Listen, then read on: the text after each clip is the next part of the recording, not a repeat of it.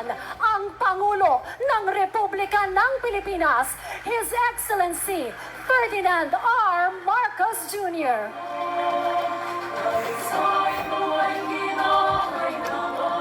Kasama ng ating mahal na Pangulo, sina Department of Human Settlements and Urban Development Secretary Jose Rizalino Acuzar, National Housing Authority General Manager Joe Bentay, Bataan Governor Jose Enrique Garcia III, 2nd District Representative Albert Garcia, Balanga City Mayor Francis Garcia at mga opisyal ng lalawigan ng Bataan at lungsod ng Balanga. Sa puntong ito ay pinahahayag ni Secretary Acuzar sa mahal na Pangulo ang mga impormasyong patungkol sa Balanga City Low-Rise Housing Project sa pamagitan ng mga briefing boards, partikular ng Phase 1 at 2 ng mahalagang proyektong ito.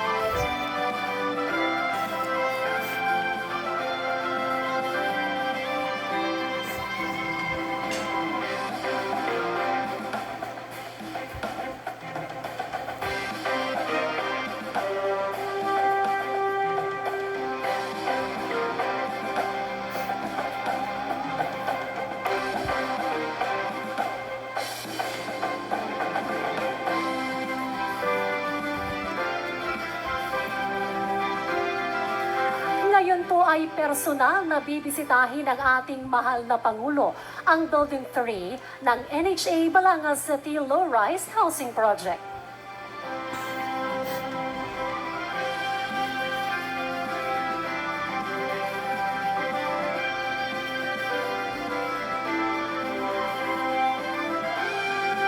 Ang mga pabahay ng NHA rito sa Balanga City ay sagisag ng patuloy na pakikipag-ugnayan ng National Housing Authority sa mga lokal na pamahalaan upang matagumpay na maisakatuparan ang hangarin ng Build Better More Housing ng ating mahal na Pangulong Ferdinand R. Marcos Jr.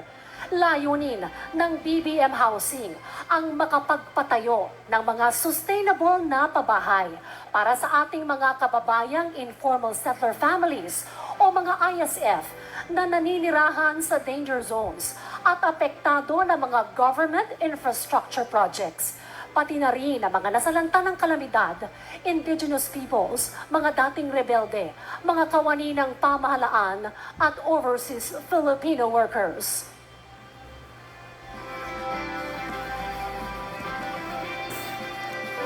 Ang NHA Balanga City Low-Rise Housing Project na kasalukuyang binibisita ng ating mahal na Pangulo ay bunga ng pagtutulungan ng National Housing Authority at Balanga City LGU para sa mga pamilyang nakatira sa tabi ng ilog, ilalim ng tulay at estero.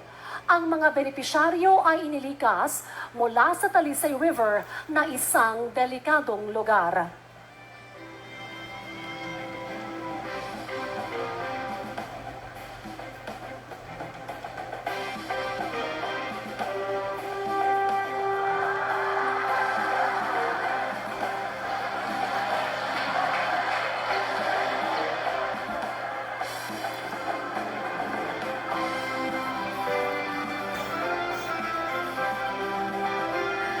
Kasama rin sa inspeksyon ng pabahay ni Pangulong Ferdinand R. Marcos Jr., sina Secretary Jose Rizalino Acusar, GM Jobentay, Bataan Governor Jose Enrique Garcia III, 2nd District Representative Albert Garcia at Balanga City Mayor Francis Garcia.